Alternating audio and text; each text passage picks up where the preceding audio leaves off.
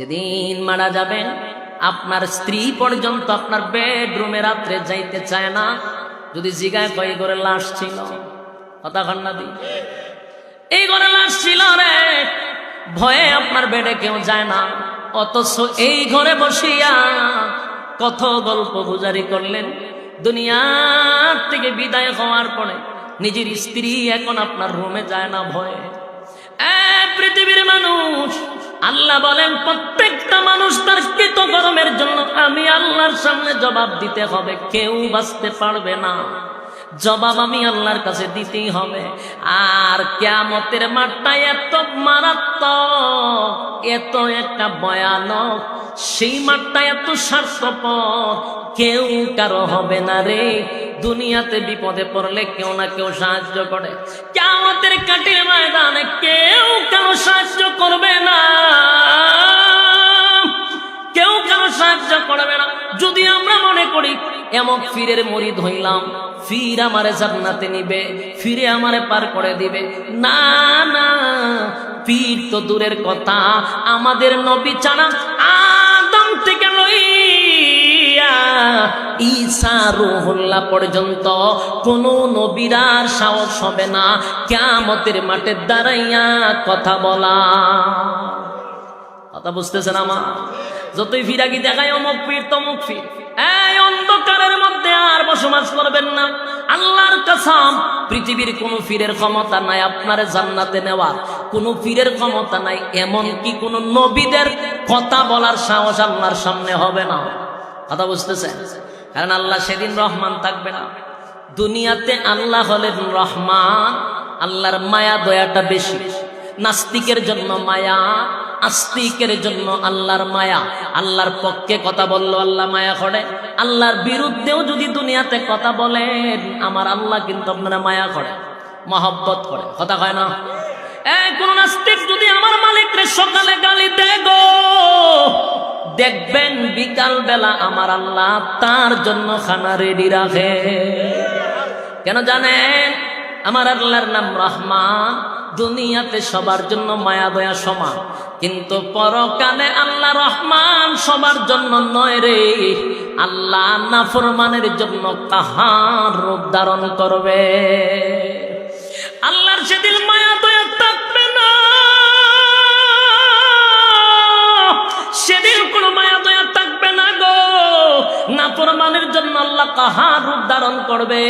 সেদিন এমন একটা ভয়াবহ পরিস্থিতি হবে, আল্লাহ খালি হুঙ্কার দিবে, হুঙ্কার দিবে। আদম নবী থেকে লইয়া ঈসা রূহুল্লাহ পর্যন্ত সবাই যদি নিজের চিন্তা করবে আমার কি উপায় হবে, আমার কি উপায় হবে। আল্লাহ যে রাগান্বিত, আল্লাহর যে গুসা, আজকে দাঁড়াইয়া কথা বলার সাহস কারো নাই।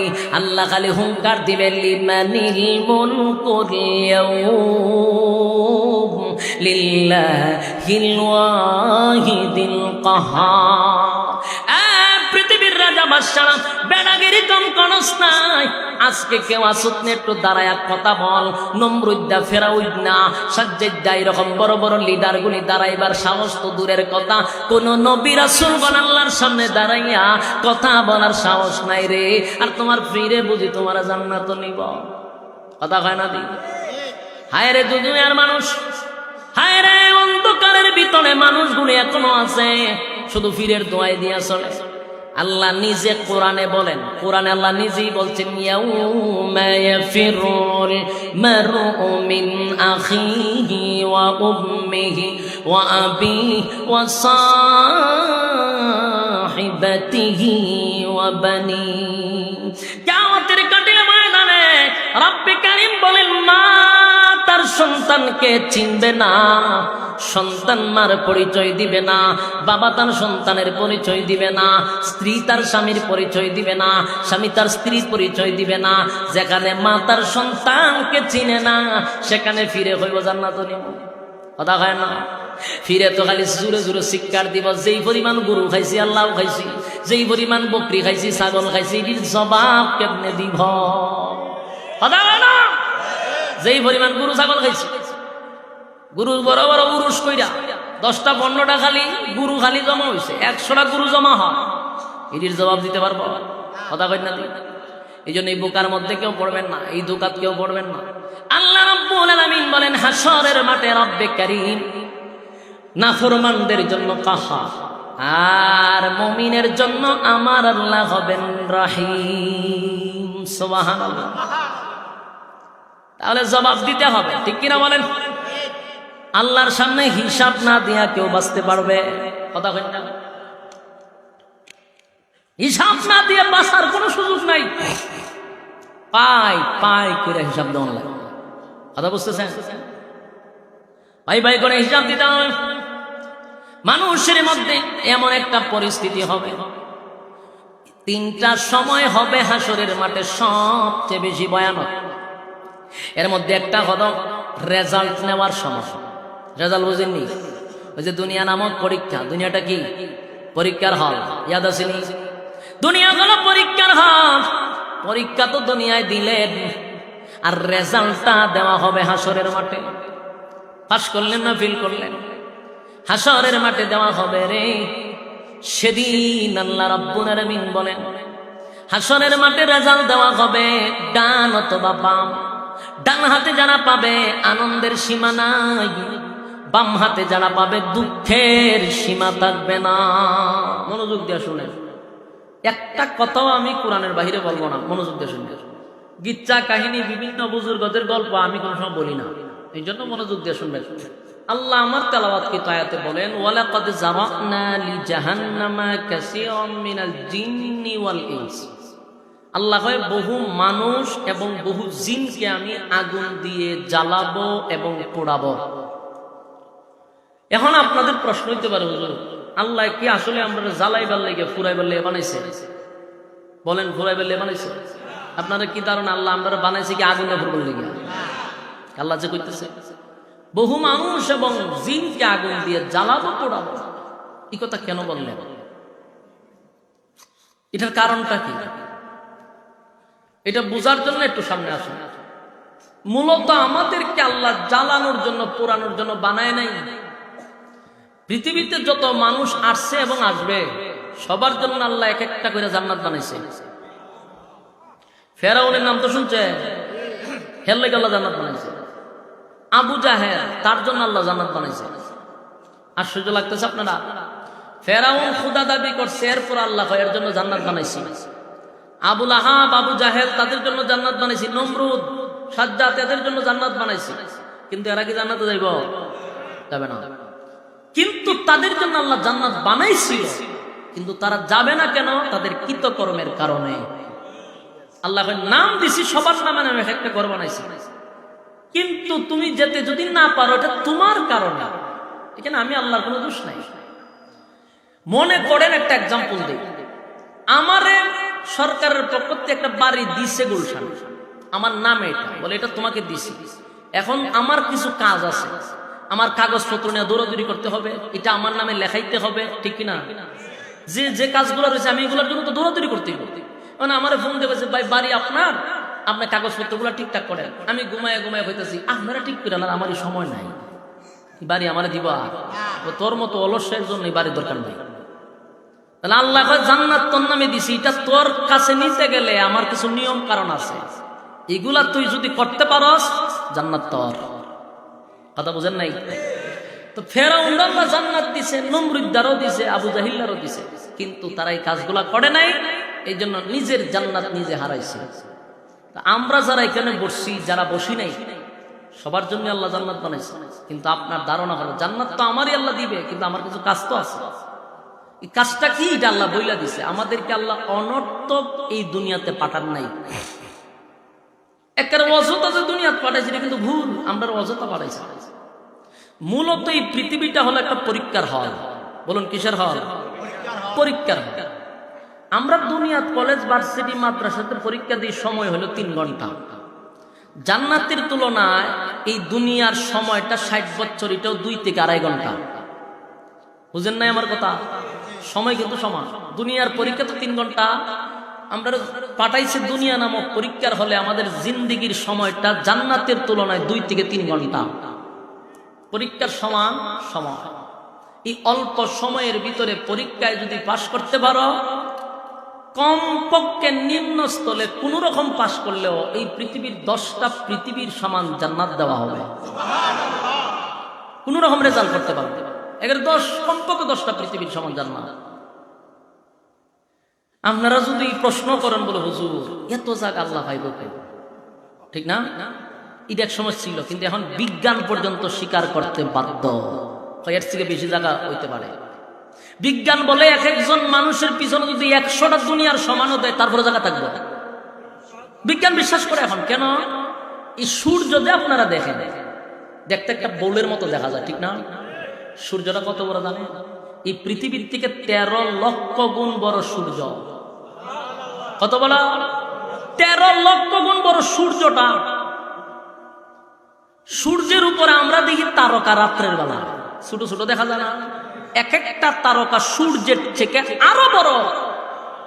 বলুন তারকার সংখ্যা কত? বিজ্ঞানিকের বাপে পারবনি সংখ্যা বলতে। রাসূল নিজেও বলতে পারে নাই, কইছে আল্লাহ ছাড়া ভালো জানে, আল্লাহ ছাড়া কেউ জানে না।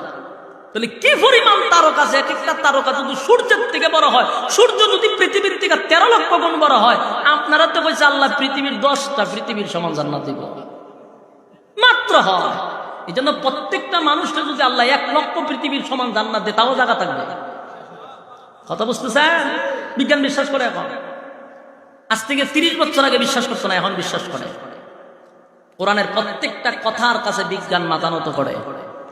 সম্মানিত শ্রোতা, আসুন, নিম্ন স্থলের জান্নাতীরে 10টা পৃথিবীর সমান জান্নাত দিবে আল্লাহ, যদি রেজাল্ট ভালো হয়।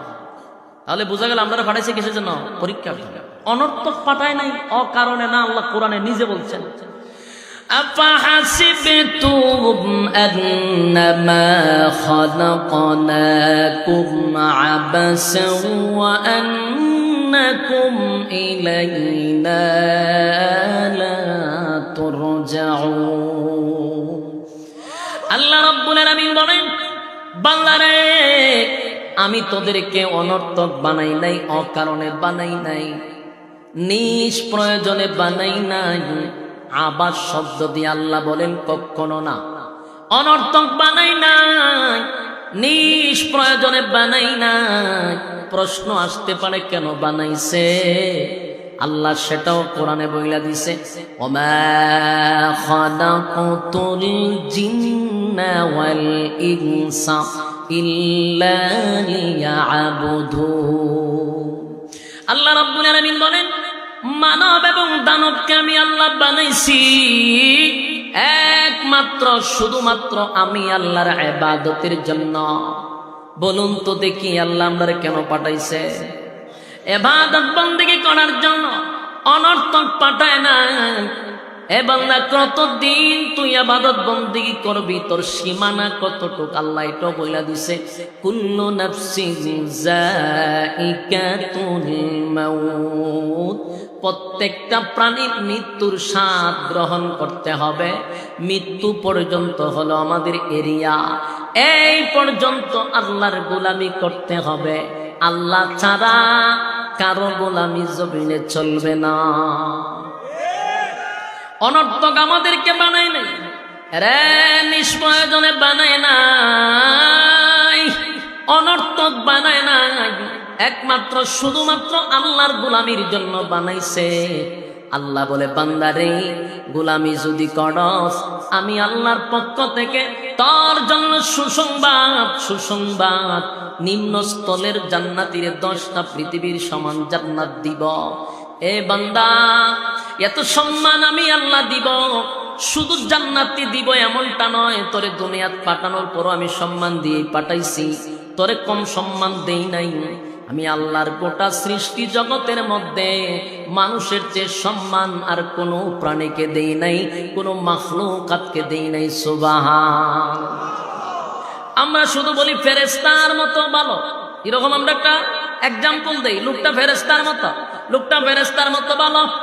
এ ফেরেশতারা, ফেরেশতারা সৃষ্টির শ্রেষ্ঠ নয়। অথচ আমরা কিতাবে পাইছি ফেরেশতারা গুনার স্বাদ বুঝে না, গুনাহ কি জিনিস জানে না, গুনার মজা বুঝে না।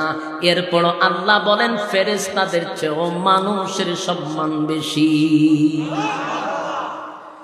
আল্লাহ শুধু এখানেই শেষ না, বলেন সমস্ত মাখলুকাতের চেয়ে সুন্দরের দিক দিয়েও মানুষ সুন্দর বেশি।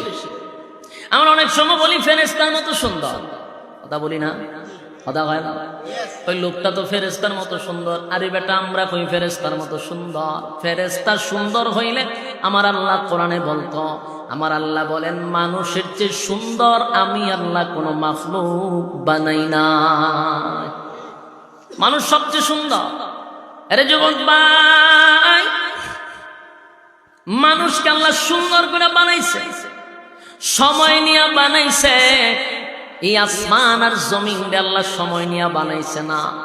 আসমান আর জমিন গোটা সৃষ্টি জগৎ আল্লাহ বানাইছে, আল্লাহর কোনো মিস্ত্রি লাগে নাই। আল্লাহ বলেন বানাইতে গিয়ে আমার হাতটা পর্যন্ত লাগাই নাই, শুধু হুকুম দিয়া সব কমপ্লিট করছি। আল্লাহ কোরআনে বলেন ইন্নামা আমরুহু ইযা আরাদা শাইআন আন ইয়াকুলা লাহু কুন ফায়াকুন। রব্বে কারীম বলেন, আমি শুধু বলছি হয়ে গেছে। আপনার এলাকাতে সুবহানাল্লাহ চিনি? আল্লাহ বলেন আমি বলছি হয়ে গেছে, আমার হুকুম দিতে দেরি হইতে দেরি নাই রে। কোন বলছি তো ফায়াকুন হয়ে গেছে। আমি আল্লাহ হাতটা পর্যন্ত লাগাই নাই, কিন্তু মানুষ তোরে বানাইতে গিয়ে আমি আল্লাহ হাত লাগাইছি। আমি আল্লাহ তোরে বানাইতে গিয়ে সময় লাগাইছি, প্রায় 300 দিন সময় লাগাইয়া তোরে বানাইছি। 10 মাস 10 দিনে বানাইছি।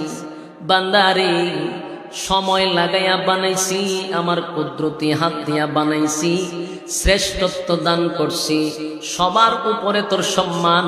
ওয়ালাকাদ কাররামনা বনি আদম, আদম জাতিকে তো সম্মান আর মর্যাদা দিছি। যুবক ভাই, কানি শেষ নয়। আল্লাহ বলেন সবচেয়ে সুন্দর কইরা বানাইছি। আমরা যখন চিড়িয়াখানার ভিতরে ঢুকি, হরিণ দেখলে কই হরিণটা সুন্দর, ময়না পাখি দেখলে বলি ময়না পাখি সুন্দর, খরগোশ দেখলে কই সুন্দর, টিয়া পাখি দেখলে কই সুন্দর, বিড়াল দেখলে কই সুন্দর, ভাগ দেখলে কই সুন্দর। আল্লাহ